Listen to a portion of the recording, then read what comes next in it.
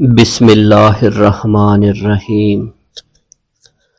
حضور سیدنا غوث اعظم کی پرورش نہایت ہی بابرکت ماحول میں ہوئی۔ آپ نے ابتدا میں گوشہ نشینی اختیار کی اور خود کو دنیاوی غلاظتوں سے پاک رکھا۔ آپ نے 51 برس کی عمر میں شادی کی۔ جب آپ سے اس کے بارے میں دریافت کیا گیا تو آپ نے فرمایا، جب مجھے حضور نبی کریم صلی اللہ علیہ وسلم نے نکاح کی اجازت دی تو میں نے نکاح کر لیا۔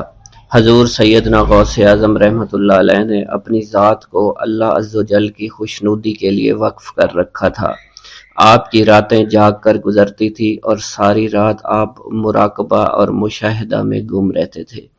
آپ کی عادت مبارکہ تھی کہ آپ سجدہ کو دراز کرتے تھے اور بیٹھ کر مراقبہ فرماتے تھے۔ اسی دوران آپ کا جسم مبارک نورانی شعاؤں کے زیر اثر ہوتا تھا اور کئی مرتبہ آپ ان نورانی شعاؤں میں غائب ہو جایا کرتے تھے۔ حضور شیخ ابو عبداللہ بن حسنین بن ابی فضل فرماتے ہیں کہ سیدنا غوث اعظم کے بعض دہقانی مریدین ہر سال آپ کے لیے گیہوں بوتے تھے اور جائز طریقہ سے اسے پالتے تھے۔ پھر آپ کے بعض مریدین اسے پیستے آپ کے لیے ہر روز 4 یا 5 روٹیاں پکاتے اور شام کو آپ کے پاس روٹیاں لے کر آتے تھے۔ آپ حاضرین میں ایک ایک ٹکڑا تقسیم کر دیتے اور جو بچ جاتا وہ اپنے لیے رکھ لیتے تھے۔ حضرت شیخ خضر حسینی سے منقول ہے کہ حضور سیدنا غوث اعظم نے ایک شکستہ دل فقیر کو دیکھا۔ آپ نے اس سے اس کی کیفیت کے متعلق دریافت کیا تو اس نے کہا کہ میں آج دریا کے کنارے گیا اور ملاح سے کہا کہ وہ مجھے دریا کے پار لے جائے۔ اس نے انکار کر دیا۔ میں اپنے اس افلاس کے سبب پریشان اور شکستہ دل ہوں۔ ابھی اس فقیر کا کلام جاری تھا کہ ایک شخص آپ کی خدمت میں حاضر ہوا اور 30 دینار آپ کی خدمت میں پیش کر دیے۔ آپ نے وہ دینار اس فقیر کو دے دیے اور فرمایا کہ اس ملاح سے کہنا کہ کسی فقیر کا سوال رد مت کیا کرے۔ حضرت شیخ معمر کا بیان ہے کہ میں نے حضور سیدنا غوث اعظم سے زیادہ کسی کو درگزر فرمانے والا نہیں دیکھا۔ آپ کی عطا کا یہ عالم تھا کہ ایک محفل میں 400 لوگوں کو ولایت کے مقام اعلیٰ تک پہنچا دیا کرتے تھے۔ بھوکوں کو کھانا کھلانا اور بیواؤں کی حاجت روائی کرنا آپ کا معمول تھا۔ جب کسی بیمار کے متعلق سنتے فوراً اس کی عیادت کے لیے تشریف لے جایا کرتے۔ فقراء کو آپ کے در سے بغیر سوال کیے عطا ہو جایا کرتا۔ حضور سیدنا غوث اعظم نے فرمایا کہ مخلوق سے کنارہ کشی سے قبل علم حاصل کرو، کیونکہ جو شخص علم کے بغیر عبادت کرتا ہے وہ اصلاح سے زیادہ فساد میں مبتلا ہو جاتا ہے۔ تمہیں چاہیے کہ شمع شریعت اپنے ہمراہ لے کر علم کی روشنی میں عمل کرو، پھر اللہ تعالیٰ تمہیں علم لدنی کا وارث بنا دے گا جس سے تم ناواقف ہو۔ تمہیں چاہیے کہ تمام اسباب و ذرائع سے تعلق منقطع کر کے رشتہ داروں اور احباب سے جدائی اختیار کر لو، تاکہ تم اپنے زہد کی وجہ سے اپنے قوت باطنی اور اپنے حسن ادب کا مشاہدہ کر سکو۔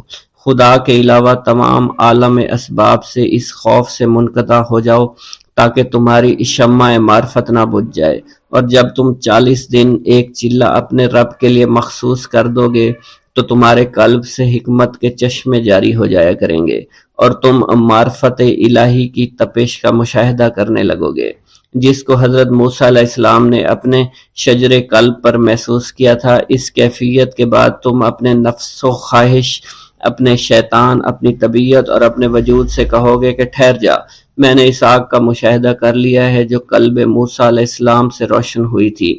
اس کے بعد تمہارے قلب میں باطن سے یہ آواز آنے لگی کہ میں ہی تمہارا رب ہوں، میری ہی عبادت کرو، میرے غیر کی اطاعت سے گریزاں ہو جاؤ، میرے سوا کسی سے تعلق مت رکھو، میری معرفت حاصل کر کے میرے غیر کو فراموش کر دو، غیر سے اعراض کر کے صرف میرے علم، میرے قرب، میرے ملک اور میری سلطنت کی جانب متوجہ رہو۔ جب تمہیں بقائے الہی حاصل ہو جائے تو تمہاری زبان پر اللہ تعالیٰ کا نام جاری ہو جائے گا، اور تمہارے حجابات رفع ہو کر قلب سے کدورت زائل ہو جائے گی، اور نفس کو مکمل سکون حاصل ہوگا۔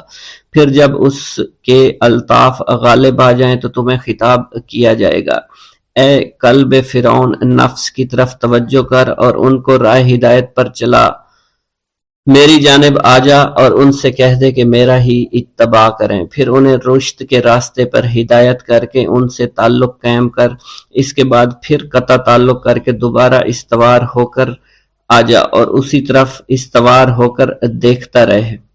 حضرت شیخ معمر سے منقول ہے، فرماتے ہیں ایک مرتبہ میں حضور سیدنا غوث اعظم کی خدمت میں حاضر تھا۔ آپ بیٹھے کچھ لکھ رہے تھے، اسی دوران چھت سے 3 مرتبہ مٹی گری۔ چوتھی مرتبہ ایسا ہوا تو آپ نے جلال میں آ کر اس جگہ دیکھا جہاں سے مٹی گر رہی تھی۔ اسی دوران ایک چوہا اس جگہ سے نیچے گرا اور مر گیا، اور یہ چوہا ہی وہاں سے مٹی کو کھود رہا تھا۔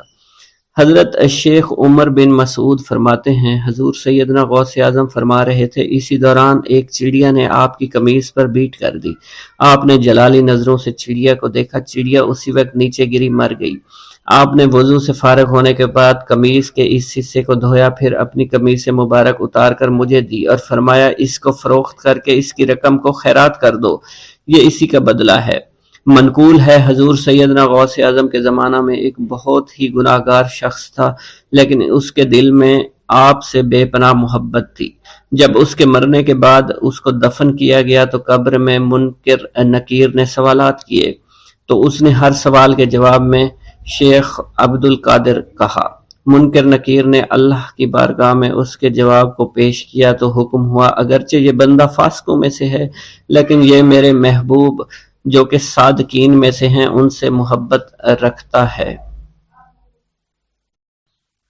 محبوب سبحانی شیخ عبد القادر جیلانی رحمت اللہ علیہ کی شہرت ہر طرف پھیل چکی تھی۔ آپ کی مجلس اور واعظ میں کثرت سے لوگ آنا شروع ہو گئے تھے کہ مدرسہ کی جگہ اس کے لیے کافی نہ ہوتی تھی، اور تنگی کی وجہ سے لوگ مدرسہ کے باہر راستے پر ہی بیٹھ جایا کرتے تھے۔ ہجوم کی کثرت کی وجہ سے عمرائے شہر نے قرب و جوارات کے مکانات کو شامل کر کے مدرسہ کو وسیع بنا دیا تھا۔ الغرض 528 ہجری میں یہ مدرسہ ایک عالی شان عمارت کی صورت میں بن کر تیار ہو گیا تھا۔ آپ نے نہایت جد و جہد کے ساتھ وعظ و تدریس اور افتاح کا کام شروع کر دیا تھا۔ دور دراز ممالک کے لوگ آپ سے علوم و شریعت و طریقت کے حصول کے لیے جوق در جوق تشریف لانے لگے، اور تھوڑے ہی عرصہ میں علماء صلحاء کی ایک بڑی جماعت آپ کے پاس تیار ہو چکی تھی۔ آپ علوم حاصل کر کے بہت سے اپنے شہروں کو واپس چلے گئے تھے۔ عراق میں آپ کو مریدین کی تعداد لاکھوں میں پھیل چکی تھی۔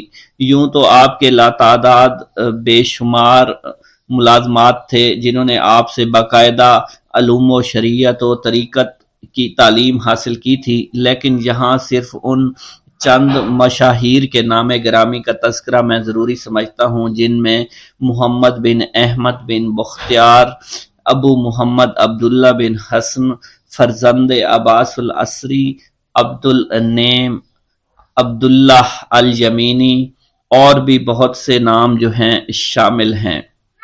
کچھ عرصہ بعد آپ کی شہرت وسیع اور عالمگیر ہو گئی، اور آپ کی عظمت اور محبوبیت مخلوق کے قلب میں جا پہنچی۔ دور دراز سے کٹھن سفر منزلیں طے کر کے لوگ آپ سے فیوز و برکات حاصل کرنے لگے، اور آپ کی مجلس واعظ میں شامل ہونے کے لیے آتے۔ لوگوں کے ہجوم کثیر کی وجہ سے باوجود توسیع عمارت کے مدرسہ میں گنجائش نہ رہی۔ آپ کی مجلس واعظ کے لیے شہر کے باہر عیدگاہ مقرر ہوئی۔ کہتے ہیں کہ حاضرین مجلس کی تعداد بالعموم 70,000 سے زائد ہو جایا کرتی تھی، جس میں اکابر مشائخ عراق، علماء کرام اور حفاظ کرام شامل تھے، اور بھی بہت سے لوگ آپ کے پاس تعلیم حاصل کرنے کے لیے آیا کرتے تھے۔ چنانچہ حافظ ابو زرعہ ظاہر بن محمد کا بیان ہے کہ میں ایک وقت حضرت غوثیت مآب کی مجلس واز میں حاضر تھا۔ اس وقت آپ فرما رہے تھے کہ میرا کلام رجال غیب سے ہوتا ہے جو کوقاف کے درہ سے میری مجلس میں آتے ہیں اور جن کے قدم ہوا میں اور دل حضرت القدس میں ہوتے ہیں۔ اپنے پروردگار انہیں اسد جو اشتیاق حاصل ہو کہ آتش شوق سے ان کی ٹوپیاں ان کے سروں پر ہی جل جایا کرتی ہیں۔ آپ کے صاحبزادے شیخ عبد الرزاق بھی اسی مجلس میں موجود ہوتے تھے۔ آپ نے آسمان کی طرف سر اٹھا کر دیکھا اور تھوڑی دیر تک دیکھتے رہے۔ آپ کے سر پر ٹوپی جلنے لگی۔ آپ نے وہ ٹوپی پھاڑ ڈالی اور اسی اثنا میں آپ تخت سے اتر کر اسے بجھا دیا اور فرمایا کہ عبد الرزاق تمہارے قلب میں بھی وہی آگ ہے جو تم کو شعلہ زن نہ کر دے۔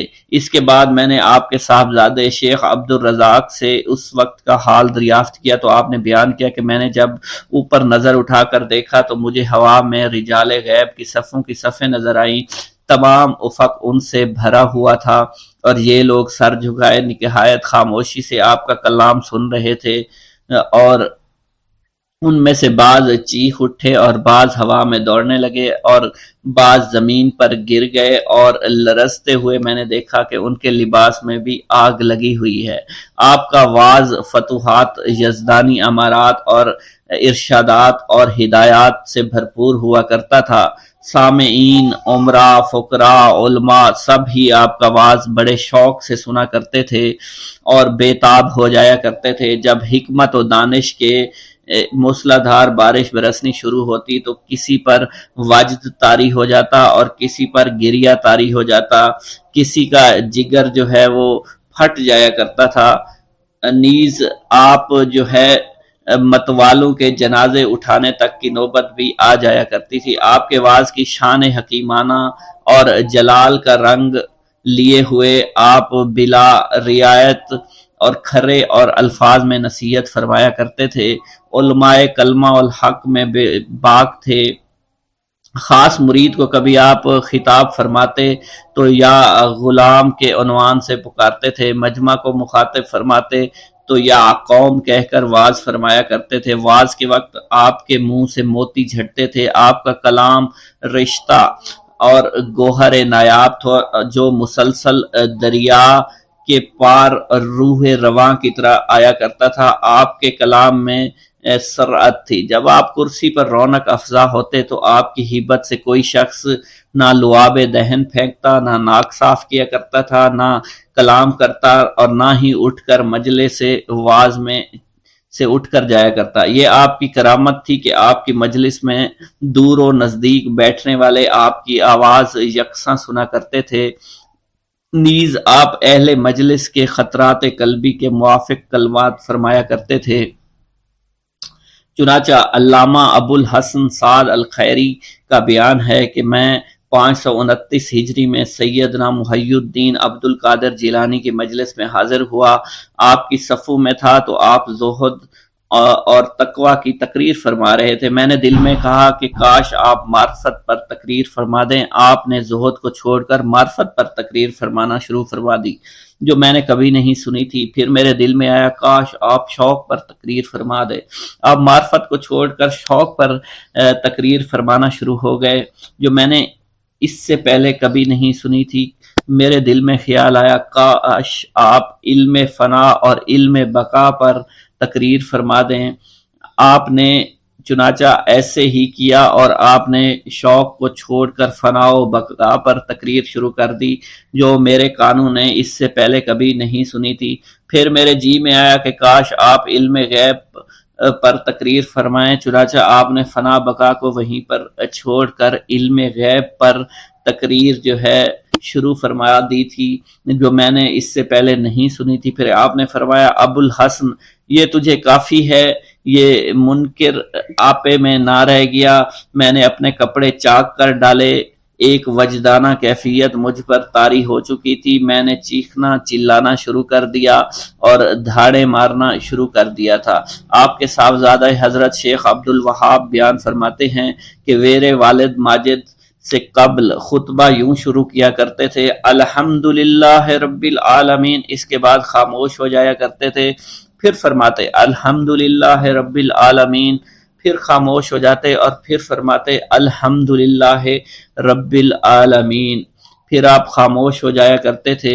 سب تعریفیں اللہ تعالیٰ کے لیے ہیں، اس کی تمام مخلوقات، اس کے عرش، اس کے کہاوت، اس کے منتہائے علم سب کے برابر، اور جس قدر وہ اپنے لیے پسند کرے، وہ ظاہر وہ باطن غرض تمام چیزوں کا جاننے والا اللہ تعالیٰ ہی ہے۔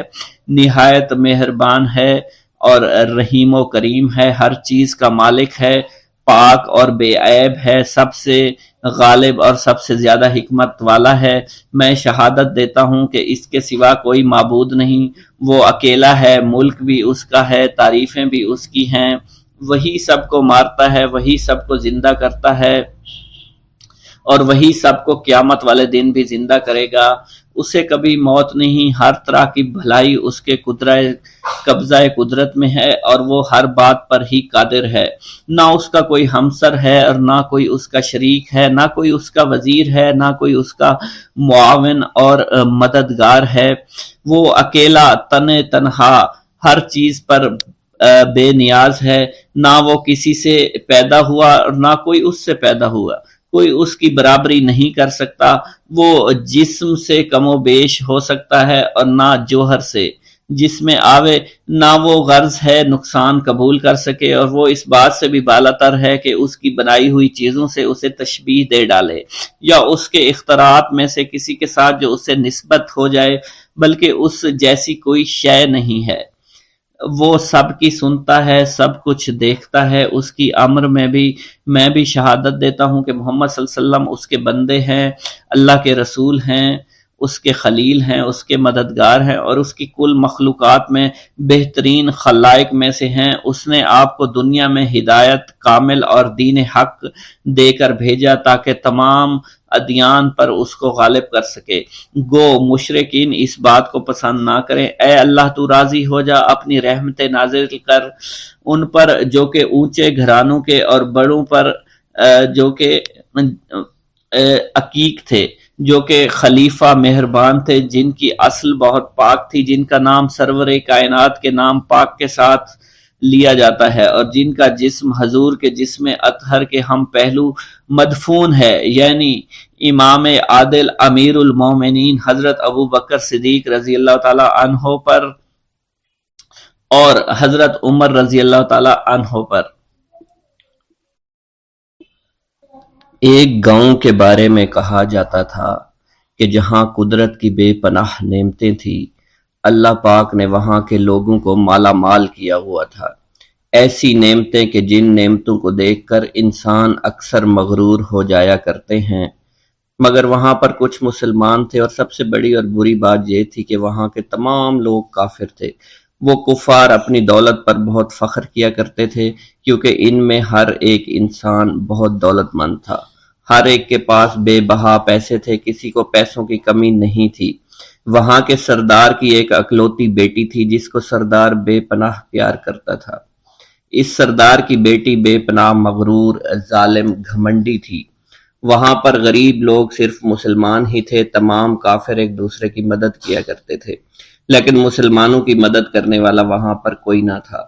وہاں پر انہیں کوئی دیکھنے والا نہ تھا۔ سردار کی بیٹی کو کالے جادو میں خوب مہارت حاصل تھی، اور وہ جادو کی وجہ سے وہاں پر رہنے والے غریبوں پر بہت ظلم کیا کرتی تھی۔ تمام مسلمان اس سے بے حد پریشان تھے، اور وہ لوگوں کو غلام بناتی اور مزدور بناتی تھی۔ اگر ان میں کوئی اس کی بات نہ مانتا تو اس کو قیدی بنا کر اپنے اشاروں پر نچایا کرتی تھی۔ اس بستی میں چونکہ اکا دکا مسلمان تھے جن کا کوئی پرسان حال نہیں تھا،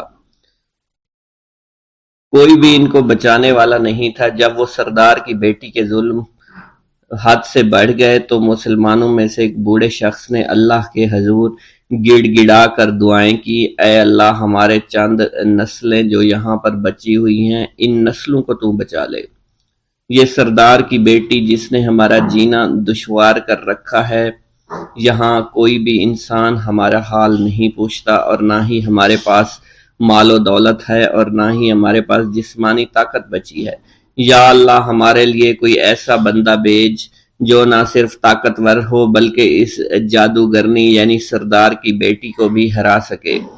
اللہ رب العزت نے اس بوڑھے کی دعا کو قبول فرمایا اور یوں اس جگہ پر ایک اللہ والے کو بھیج دیا، اور وہ اللہ والے ایسے ہی بستی میں داخل نہیں ہوئے بلکہ ایک دن کچھ عجیب واقعہ ہوا۔ ان کافروں کا سردار جنگل میں سیر سپاٹے کرتے ہوئے نکلا تھا، بڑی شان سے چلتا ہوا وہ سفر کر رہا تھا۔ اچانک ایک زہریلا سانپ اس کے سامنے آیا۔ اس زہریلے سانپ نے بادشاہ کو ڈس لیا اور وہ بے ہوش ہو کر زمین پر گر پڑا اور تڑپنے لگا۔ اس کے جو ساتھی تھے انہوں نے جب اپنے سردار کو یوں تڑپتا ہوا دیکھا اور سردار کی غیر حالت دیکھی تو کہ جسے ایک زہریلے سانپ نے کاٹ لیا ہے، تو وہ فوراً اسے اٹھا کر گھر لے آئے تاکہ اسے بچانے کے لیے کچھ کیا جا سکے۔ اس لڑکی نے اپنے باپ کی جب یہ حالت دیکھی تو اپنے آس پاس کے بڑے بڑے حکیموں کو بلایا، لیکن عجیب بات یہ تھی کہ لاکھ کوشش کے باوجود زہر نکالنے میں سارے ناکام ہو رہے تھے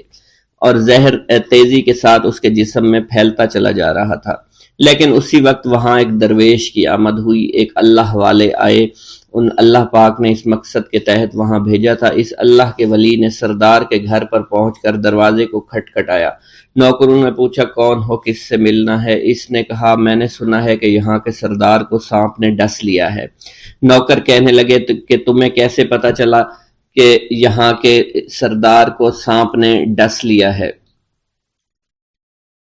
تم تو ہمیں اجنبی لگتے ہو، ہم نے تمہیں آج تک یہاں نہیں دیکھا ہے۔ اس نے کہا میں مسافر ہوں اور مجھے خبر ملی ہے کہ یہاں کے سردار کو ایک زہریلے سانپ نے ڈس لیا ہے اور کوئی بھی اس کا علاج نہیں کر پا رہا۔ نوکروں نے کہا تم کون ہو؟ اللہ والے نے کہا میں حکیم ہوں اور میں ان کے علاج کی غرض سے یہاں آیا ہوں۔ وہ نوکر اللہ والے کی حالت دیکھ کر ہنسنے لگے کیونکہ آپ نے پھٹے پرانے کپڑے پہن رکھے تھے اور دیکھنے سے بہت غریب معلوم ہوتے تھے۔ وہ نوکر کہنے لگے کہ اتنے بڑے سردار کا علاج کرو گے؟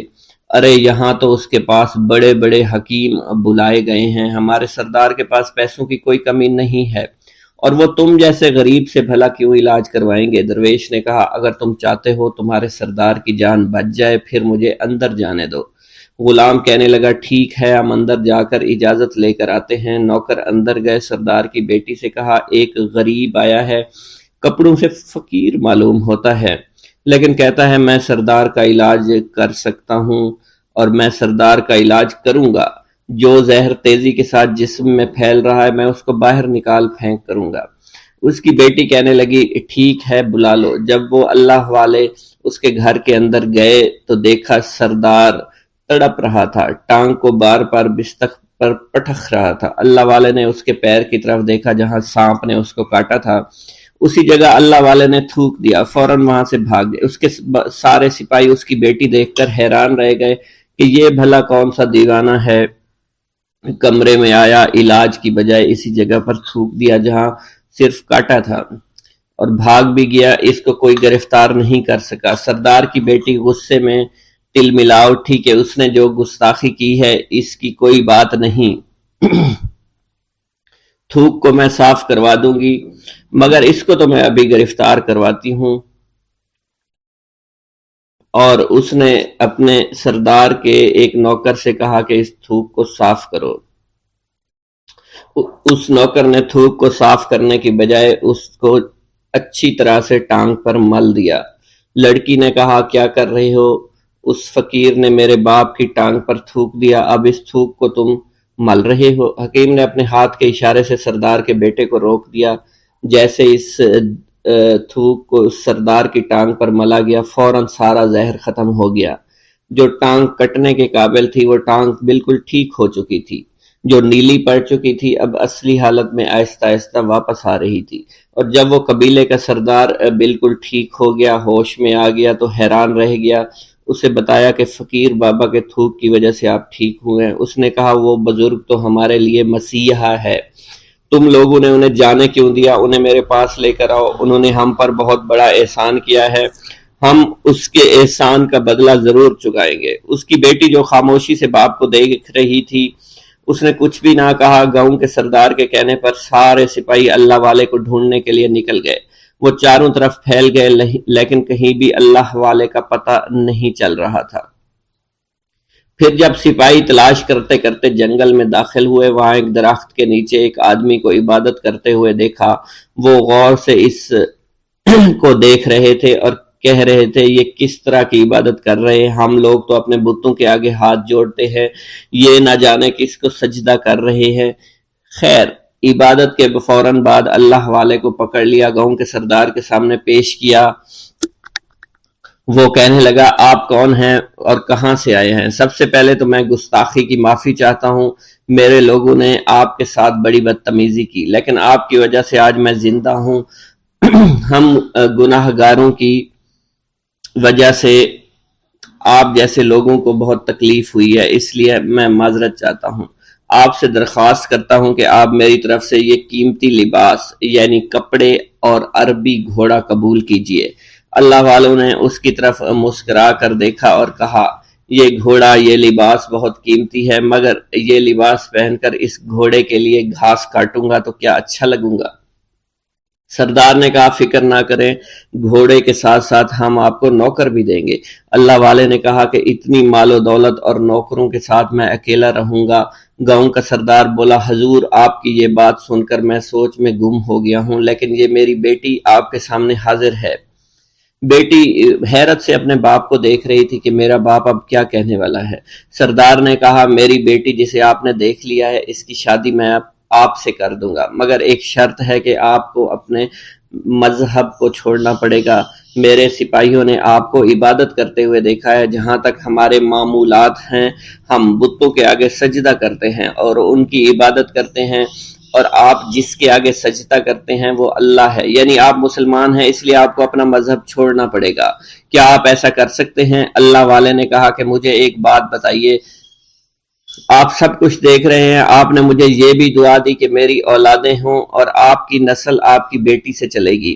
مجھے ایک بات بتائیں، اگر ان بچوں میں سے کسی بچے کو خدا نہ خواستہ کچھ ہو گیا تو کس کو رونا پڑے گا؟ سردار نے جواب دیا، اگر خدا نہ خواستہ کچھ ایسا ہوا تو رونا مجھ کو ہی پڑے گا۔ اللہ والا نے مسکرا کر کہا، اگر یہ سارا مال لے کر مجھے رونا ہی پڑا تو آپ اپنا گھوڑا، اپنی دولت، اپنی بیٹی، ہر چیز اپنے پاس رکھ لو۔ میں خوش ہوں، میں مسلمان ہوں، میں ٹھیک ہوں۔ اگر یہ تمام چیزیں لے کر مجھے اپنا محلہ چھوڑنا پڑے تو میں اپنی جان دے کر بھی اپنے مذہب کو نہیں چھوڑوں گا۔ جس طرح آپ نے مجھے نوازا ہے، میں اسی رب کے دین کو چھوڑ کر چلا جاؤں گا۔ صرف چند پیسوں کی خاطر میں ہر دن پیسہ نہیں کر سکتا، اور اپنی درویشی میں بہت خوش ہوں۔ اللہ نے مجھے جس مقصد کے لیے بھیجا تھا وہ میرا مقصد پورا ہو جائے گا۔ گاؤں کے سردار نے پوچھا، یہ کہہ کر وہ اللہ والے جانے لگے تو سردار نے درویش کو رک جانے کا کہا اور کہنے لگے، میں نے مال دے کر تمہیں آزمایا اور تمہیں پرکھا، لیکن تم اپنے مذہب کو چھوڑنے پر راضی نہیں ہو۔ اگر تم یہی سب کرنے آئے تھے تو تمہیں اس بات کا ڈر نہیں؟ کیا تم نہیں جانتے ہم کتنے طاقتور ہیں، اور میری بیٹی اپنے عمل میں اتنی ماہر ہے کہ تمہیں یہاں کھڑے کھڑے ابھی جنگلی جانور بنا سکتی ہے۔ اللہ والے نے کہا کہ اس نے جنگلی جانور کمزور لوگوں کو بنایا ہوگا، یہ مجھے جانور بنا کر تو دکھائے۔ اس سے پہلے کہ گاؤں کا سردار اپنی بیٹی سے کچھ کہتا کہ اس پر وار کرو، اللہ والے نے جادوگرنی پر ایسی پھونک ماری کہ وہ اسی وقت ایک بہت بڑی چھپکلی بن گئی۔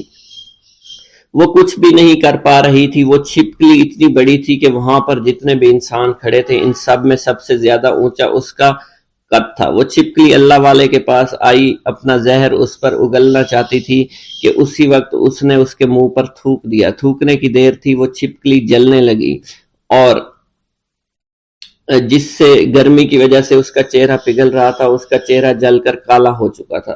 وہ مرنے والی تھی کہ سردار دوڑتا ہوا قدموں میں آ کر گر پڑا اور معافی مانگنے لگا اور کہنے لگا، حضور اس گستاخی کے لیے میں معذرت خواہ ہوں، آپ مجھے معاف کر دو، میں نے سچ میں آپ کو بہت کمزور سمجھا تھا، آپ کو آپ کا مذہب سے ہٹانا چاہا تھا۔ اگر میری بیٹی ٹھیک ہو جائے تو میں سچ کہتا ہوں یہاں پر جتنے لوگ ہیں ہم پوری کی پوری بستی مسلمان ہو جائیں گے۔ اللہ والے نے کہا کہ ہم تمہیں اپنے دین میں شامل کرنے کے لیے یہ سب نہیں کر رہے، بلکہ تم لوگ مسلمان بھائیوں پر جو ظلم کرتے ہو وہ ظلم کو ختم کرنے کے لیے ہم یہاں آئے ہیں۔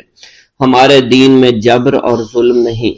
اگر تمہارے بیٹی سے انسان بن کر سدھر جاتی ہے تو اس کو اس کی اصلی حالت میں لانے کے لیے میں خود کو اللہ کی بارگاہ میں پیش کروں گا اور دعا کروں گا۔ سردار کہنے لگا کہ ہاں میری بیٹی اصلی حالت میں اگر آ جائے تو پھر ہم کسی پر ظلم و ستم نہیں کریں گے، اور میں دل سے اپنی بیٹی کے لیے معافی چاہتا ہوں۔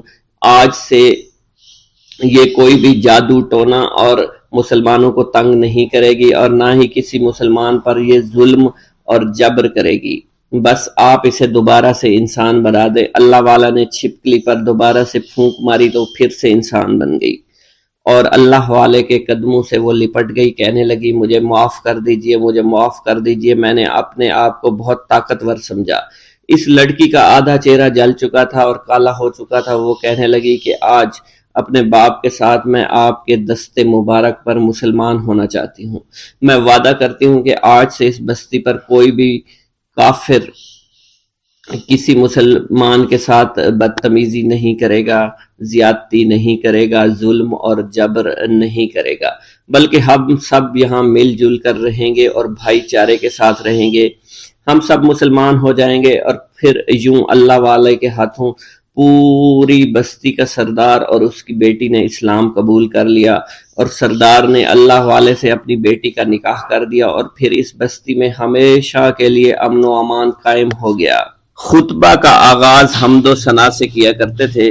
حضور سیدنا غوث اعظم کے صاحبزادے حضرت شیخ سید عبد الرحمن فرماتے ہیں کہ والد بزرگوار اپنے وعظ کے دوران الحمدللہ رب العالمین کہہ کر خاموش ہو جاتے اور دوبارہ کہہ کر سکوت فرماتے تھے، اور تیسری مرتبہ کہنے کے بعد کچھ دیر توقف فرماتے، اور آپ کی محفل میں تمام اولیاء حاضر و ناظر اور خاموش ہو جایا کرتے تھے۔ پھر آپ کی محفل میں اولیاء ملائکہ ایک کثیر تعداد میں آ جاتے جو محفل کے بعد نظر نہیں آیا کرتے تھے۔ آپ اپنے خطاب کو یوں شروع فرماتے: تمام تعریفیں اللہ کے لیے ہیں، اس کی مخلوق کی تعداد اس کے عرش کے وزن کے مطابق، اور بے حد تعریفیں جس سے اس کی ذات راضی ہو جائے، اس کے کلمات کی روشنی کے مطابق، اس کے علم کے مطابق، اس کی مرضی اور منشا کے مطابق، اور اس کی مخلوق کے مطابق جسے اس نے پیدا کیا۔ وہی عالم الغیب ہے، رحمان و رحیم ہے۔ میں گواہی دیتا ہوں اس کے سوا کوئی عبادت کے لائق ہی نہیں ہے، اور تمام کائنات اس کی تخلیق ہیں۔ تمام تعریفیں اسی کے لیے ہیں۔ وہ زندہ ہے، ہمیشہ زندہ رہے گا۔ اسے موت نہیں آتی بلکہ وہ مارتا ہے۔ تمام بھلائیاں اسی کے لیے ہیں، اور واحد ہے، یکتا ہے، کوئی شریک نہیں ہے، کوئی وزیر نہیں ہے۔ اس نے نہ کسی کو جنا ہے اور نہ ہی اسے کسی نے جنا ہے۔ وہ بلند و بالا ہے، اس جیسا کوئی نہیں۔ میں اس کی گواہی دیتا ہوں حضور نبی کریم صلی اللہ علیہ وآلہ وسلم اللہ کے رسول، اللہ کے پیغمبر ہیں۔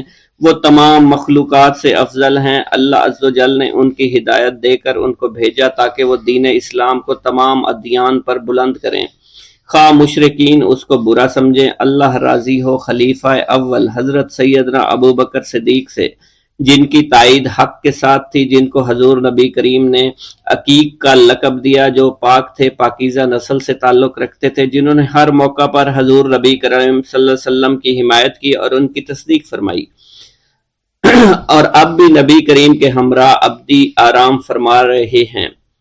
اللہ راضی ہو خلیفہ دوم حضرت سیدنا عمر فاروق رضی اللہ تعالی عنہ سے، جنہوں نے عمل کثیر کیے، جنہوں نے حق کو بلند کیا، جنہوں نے فیصلے کے لیے جن کو منتخب کیا گیا، جنہوں نے ہمیشہ حق بات کا ساتھ دیا، اور وہ بھی حضور نبی کریم صلی اللہ علیہ وسلم کے ہمراہ ابدی آرام گاہ میں آج بھی موجود ہیں۔ اللہ راضی ہو خلیفہ سوم حضرت سیدنا عثمان غنی رضی اللہ تعالی عنہ سے، جنہوں نے اپنے مال سے مسلمانوں کی امداد کی، قرآن مجید کی ترتیب و اشاعت احسن طریقے سے فرمائی، جنہوں نے امامت اور قرت سے محراب کو، منبر کو مزین کیا، اور جو افضل الشہداء ہیں اور فرشتے بھی ان سے حیا کرتے ہیں۔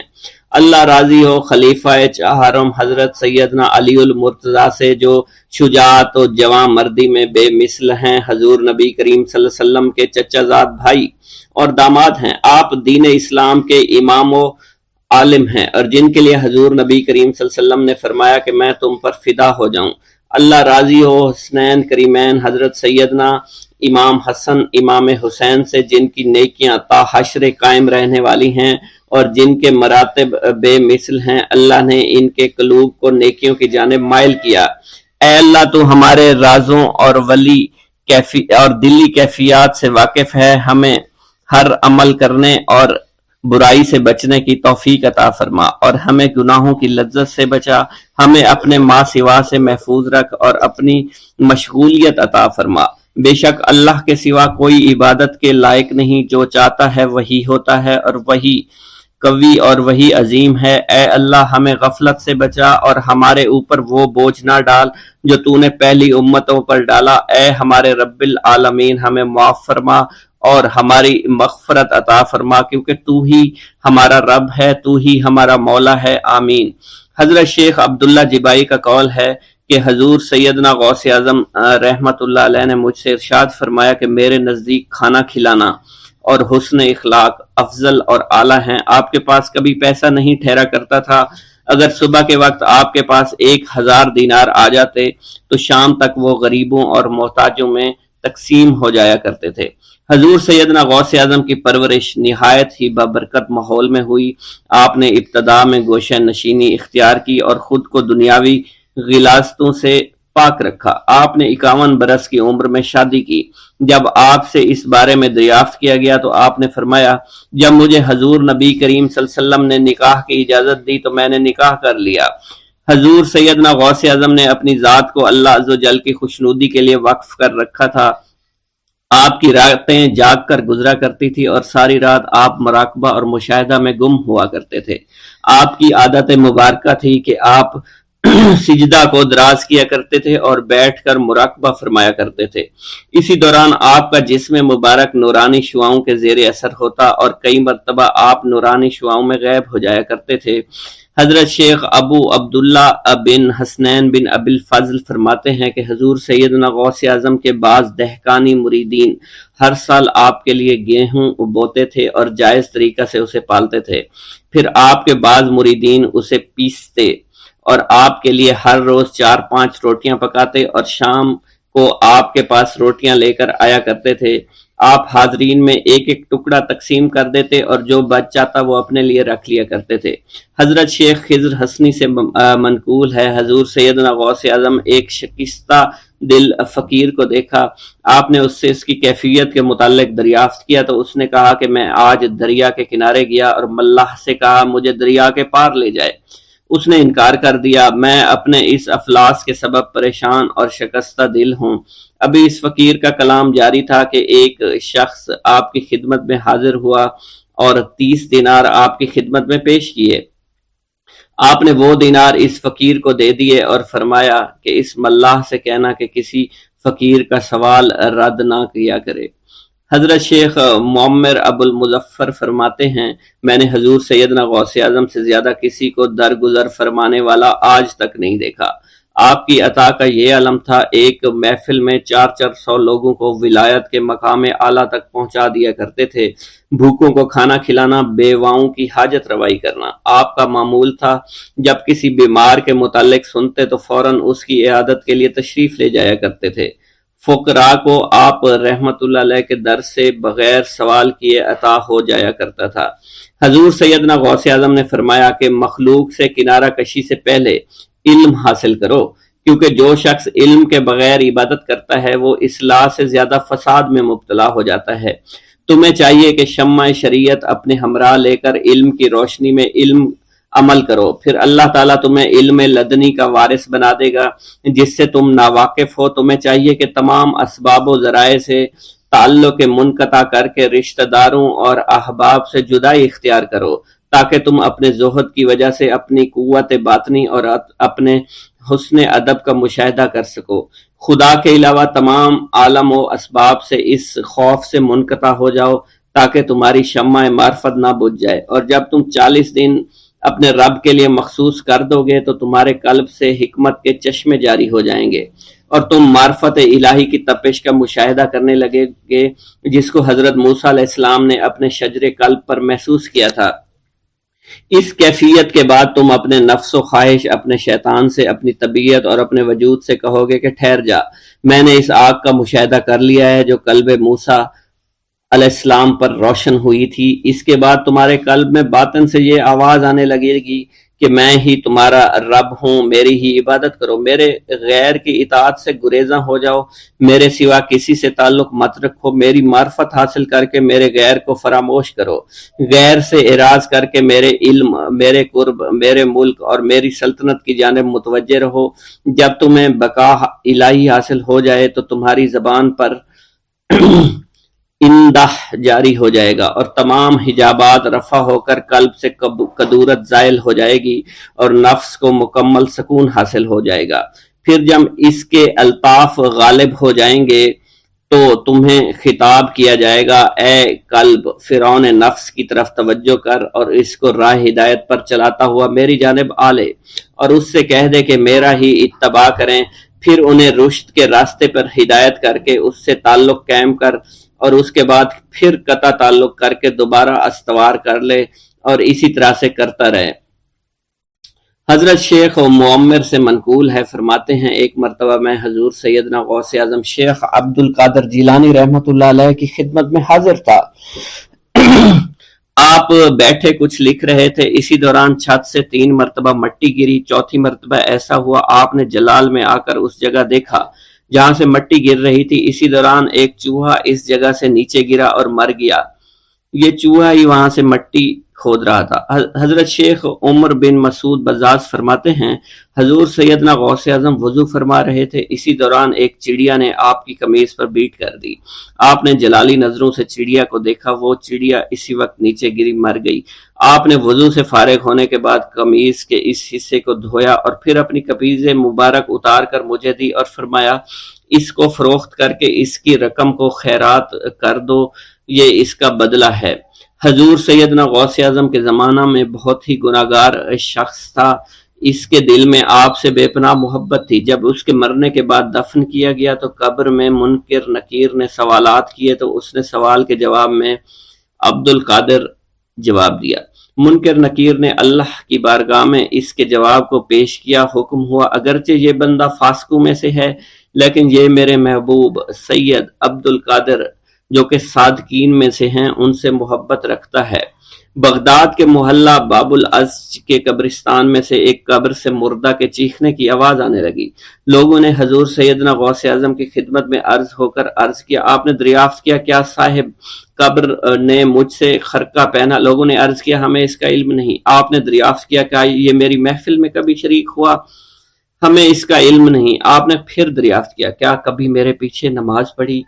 نہیں معلوم۔ آپ نے مراقبہ فرمایا اور آپ کے چہرہ مبارک پر جلالیت کے آثار نمودار ہو گئے۔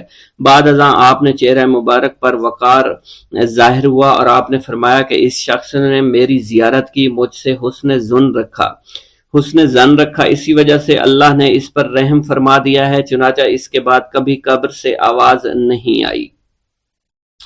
منقول ہے حضرت شیخ ابو الحسن علی بن وہب ازجی بیمار ہو گئے، حضور سیدنا غوث اعظم عیادت کے لیے تشریف لائے تو آپ نے وہاں ایک قمری اور ایک کبوتری کو دیکھا۔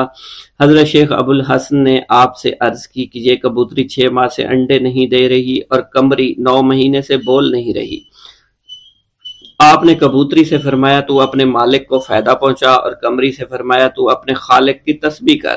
چنانچہ قمری نے اسی وقت کوکو کرنا شروع کر دیا، یہاں تک کہ بغداد کے لوگ اس کی آواز سننے کے لیے جوق در جوق جمع ہونا شروع ہو گئے اور کبوتری نے بھی انڈے دے دیے اور ان سے بچے نکلے۔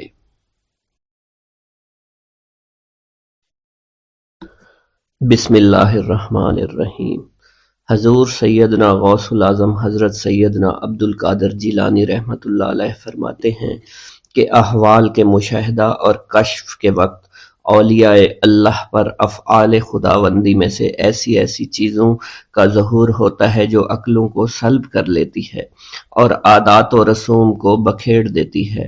حضور سیدنا غوث اعظم فرماتے ہیں کہ افعال خداوندی 2 اقسام میں منقسم ہیں، نمبر 1 جلال، نمبر 2 جمال۔ اللہ رب العزت اولیاء اللہ کے قلوب پر اپنی دونوں صفات کے ساتھ تجلی فرماتا ہے، جلال اس کا قہر ہے اور جمال اس کی رحمت ہے۔ مشاہدہ اور کشف کے بعد اولیاء اللہ دور سے دیکھتے اور سنتے ہیں، انبیاء کرام کی ارواح کی زیارت نصیب ہوتی ہے، ملائکہ اور انبیاء سے کلام کی سعادت حاصل ہوتی ہے، اور یہ سب امور عقل اور عادات و رسوم کے خلاف ہیں۔ جس وقت اللہ کی تجلی قلوب پر ظاہر ہوتی ہے تو اس وقت قلوب میں سرور طاری ہو جاتا ہے۔ اللہ عز و جل ان کے ساتھ بہترین کلام فرماتا ہے، ان کو مختلف انواع و منازل کی بشارت دیتا ہے، اور انہیں وہ منازل نصیب ہوتی ہیں کیونکہ ابتدا سے ہی قلم نے ان چیزوں کو ان کے حق میں لکھ دیا ہے۔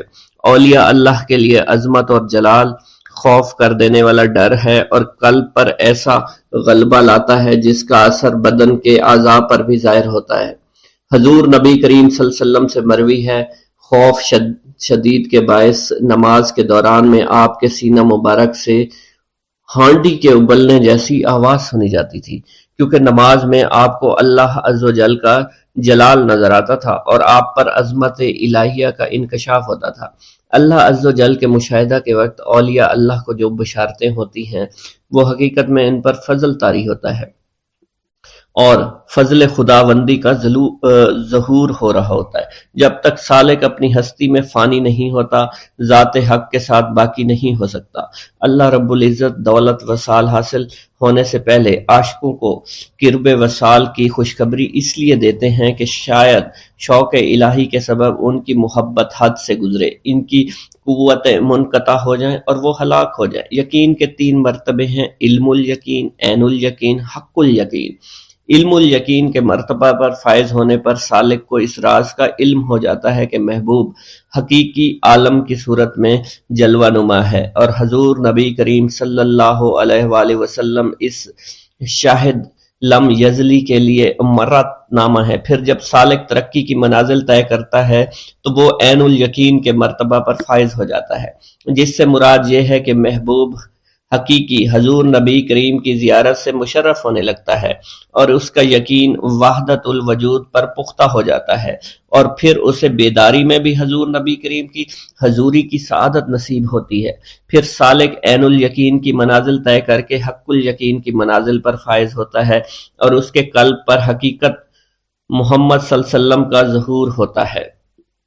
حضور سیدنا غوث اعظم حضرت سیدنا عبد القادر جیلانی رحمۃ اللہ علیہ فرماتے ہیں، اے سالک، تیرا حقیقی مقصد صرف اللہ ہے، یعنی تو اس جہان فانی میں صرف معرفت الہی کا شکار کھیلنے کے لیے آیا ہے، کیونکہ ارشاد باری تعالیٰ ہے، پس اللہ کی طرف دوڑو۔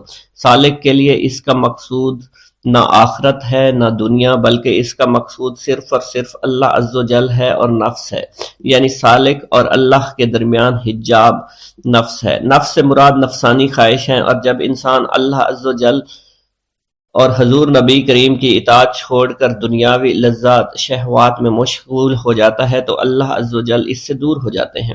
انسان 2 چیزوں کا مجموعہ ہے، بدن اور روح۔ اگر نفس کو غذا دی جائے تو بدن موٹا ہو جاتا ہے اور روح لاغر ہو جاتی ہے، اگر روح کو غذا دی جائے اور نفس کے ساتھ مجاہدہ کیا جائے تو اس سے روح موٹی تازی ہو جاتی ہے اور جسم لاغر ہو جاتا ہے۔ ارشاد باری تعالیٰ ہے، میں نے جن و انس کو اپنی عبادت کے لیے پیدا کیا ہے تاکہ وہ مجھے پہچانے۔ نفس اللہ کی ضد ہے اور اس کا دشمن ہے، یعنی وہ شخص جو اپنی نفسانی خواہش کی پیروی کرتا ہے وہ اللہ کے حکم کی عدولی کر رہا ہوتا ہے۔ ایک مرتبہ دریائے دجلہ میں سیلاب آ گیا۔ دریا کی طغیانی کی شدت کی وجہ سے لوگ پریشان حالت میں حضور سیدنا غوث اعظم شیخ سید عبد القادر جیلانی رحمۃ اللہ علیہ کی خدمت میں حاضر ہوئے۔ آپ نے اپنا عصائے مبارک پکڑا ہوا تھا اور دریائے دجلہ کے کنارے پہنچ کر عصائے مبارک کو زمین میں گاڑ دیا اور فرمایا، اے دریا بس رک جا۔ آپ کا فرمانا تھا کہ دریا کی طغیانی کم ہو گئی۔ حضرت شیخ عبد الجبائی سے منقول ہے، میری ملاقات ہمدان میں ایک شخص طریف سے ہوئی۔ یہ شخص دمشق کا رہائشی تھا۔ اس نے مجھے بتایا دوران سفر میری ملاقات بشر المفرزی سے ہوئی جو 14 اونٹوں پر شکر لادے ہوئے تھے۔ انہوں نے مجھے بتایا کہ دوران سفر میرا گزر ایک جنگل سے ہوا، رات کا وقت تھا، میرے پاس 4 اونٹ اس جنگل میں گم ہو گئے۔ میں نے ان کو بہت تلاش کیا لیکن کامیاب نہ ہوا، یہاں تک کہ صبح ہو گئی۔ میں نے پریشانی کے عالم میں حضور سیدنا غوث العظم حضرت سیدنا عبد القادر جیلانی کو پکارا۔ کیونکہ آپ نے دوران واز ایک مرتبہ فرمایا تھا کہ جب بھی کوئی مشکل درپیش ہو تو مجھے پکارو۔ چنانچہ میں آپ کو پکارنے لگا۔ اس دوران مجھے ایک ٹیلے پر ایک شخص دکھائی دیا جس نے سفید لباس زیب تن کر رکھا تھا۔ اس شخص نے مجھے ہاتھ سے ایک جانب اشارہ کیا۔ جب میں ٹیلے کے نزدیک پہنچا تو وہ شخص غائب ہو چکا تھا۔ جب میں نے اس شخص کی بتائی ہوئی سمت میں نظر دوڑائی تو مجھے اپنے چاروں اونٹ سامان کے نظر آ گئے جنہیں میں نے ہانک کر لے آیا۔ گرا ہے بلاؤں میں بندہ تمہارا، مدد کے لیے آؤ یا غوث اعظم۔ مریدوں کو خطرہ نہیں بحر غم سے کہ بیڑے کے ہیں ناخدا غوث اعظم۔ حضور سیدنا غوث اعظم شیخ عبد القادر جیلانی کی ایک عورت مرید تھی جس پر ایک فاسق بدبخت عاشق ہو گیا۔ ایک دن وہ عورت رفع حاجت کے لیے نزدیک پہاڑ کی غار میں گئی تو اس فاسق بدبخت کو خبر ہو گئی۔ اس بدبخت نے غار میں جا کر عورت کو پکڑ لیا اور عزت لوٹنے کی کوشش کرنے لگا۔ اس عورت نے بآواز بلند شیخ عبد القادر جیلانی کو مدد کے لیے پکارا۔ آپ اس وقت مدرسہ میں وضو فرما رہے تھے۔ آپ نے اپنی کھڑاؤں کو اس غار کی سمت میں پھینکا۔ وہ کھڑائیں اس فاسق کے سر پر لگنا شروع ہو گئیں جس سے وہ بدبخت ہلاک ہو گیا۔ وہ عورت آپ کی کھڑائیں لے کر آپ کی خدمت میں حاضر ہوئی اور حاضرین محفل کے سامنے سارا ماجرا بیان کر دیا۔